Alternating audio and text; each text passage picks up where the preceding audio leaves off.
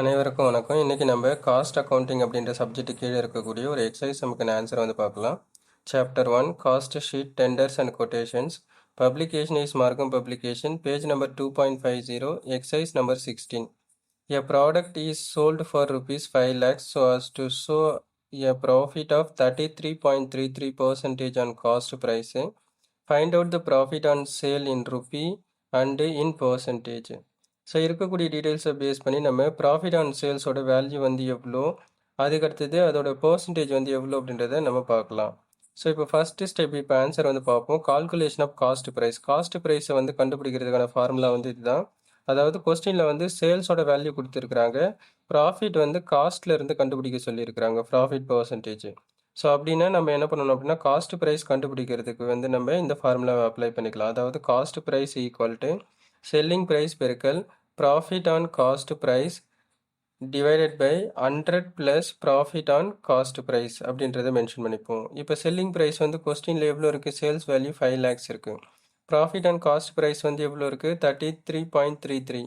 அப்போது 33.33 நம்ம நியூமரேட்டரில் மென்ஷன் பண்ணிப்போம்.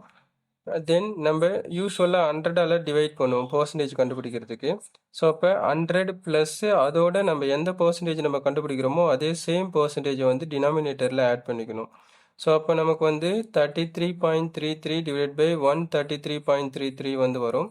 ஸோ அப்போ நம்ம இதை வந்து நம்ம என்ன பண்ணுறோம்னா டிவைட் பண்ணிவிட்டு 5 lakhsஆல் மல்டிப்ளை பண்ணோம் அப்படின்னா நமக்கு என்ன அமௌண்ட் வருது அப்படின்றத பார்க்கலாம்.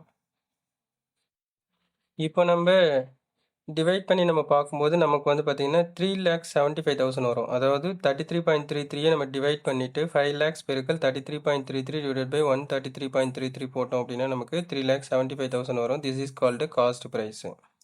செகண்ட் ஸ்டெப் வந்து பார்த்தீங்கன்னா அமௌண்ட் ஆஃப் ப்ராஃபிட். ப்ராஃபிட்டோட அமௌண்ட் வந்து எவ்வளோ அப்படின்றத பார்க்கலாம். ஸோ அதுக்கான equation profit equal to selling price minus cost price. So sales price வந்து கொஸ்டினில் 5 lakhs, காஸ்ட் ப்ரைஸ் இப்போ தான் கண்டுபிடிச்சிருக்கிறோம் 3,75,000. அதை கழிச்சிட்டோம் அப்படின்னா நமக்கு 1,25,000 வந்து ப்ராஃபிட்டோட அமௌண்ட்டு. தென் ப்ராஃபிட் பர்சன்டேஜ் எப்படி கண்டுபிடிக்கலாம் அப்படின்றத பார்ப்போம். அதாவது ப்ராஃபிட் பர்சன்டேஜ் இன் சேல்ஸ் மூலயமா கண்டுபிடிக்கிறோம் அப்படின்னா ப்ராஃபிட்டோட பர்சன்டேஜ் வந்து எவ்வளோ அப்படின்றத கண்டுபிடிக்கலாம். ஸோ அப்போ profit percentage in sales equal to அதுக்கான ஃபார்முலா வந்து பார்ப்போம். Profit divided by selling price into 100. So இப்போ கொஸ்டினில் வந்து நம்மக்கிட்ட ப்ராஃபிட் எவ்வளோ இருக்குது, அமௌண்ட் ஆஃப் ப்ராஃபிட் 1,25,000.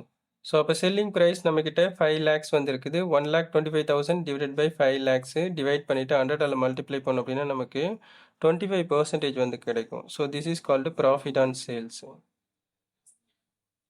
ஸோ அப்போ அவங்க கேட்டிருக்கக்கூடிய ஆன்சர் வந்து பார்த்தீங்கன்னா அமௌண்ட் ஆஃப் ப்ராஃபிட் 1,25,000 கண்டுபிடிச்சாச்சு. ப்ராஃபிட் ஆன் சேல்ஸ் பர்சன்டேஜ் 25% வந்து கண்டுபிடிச்சாச்சு. That's all. Like, share, subscribe, click on the bell icon.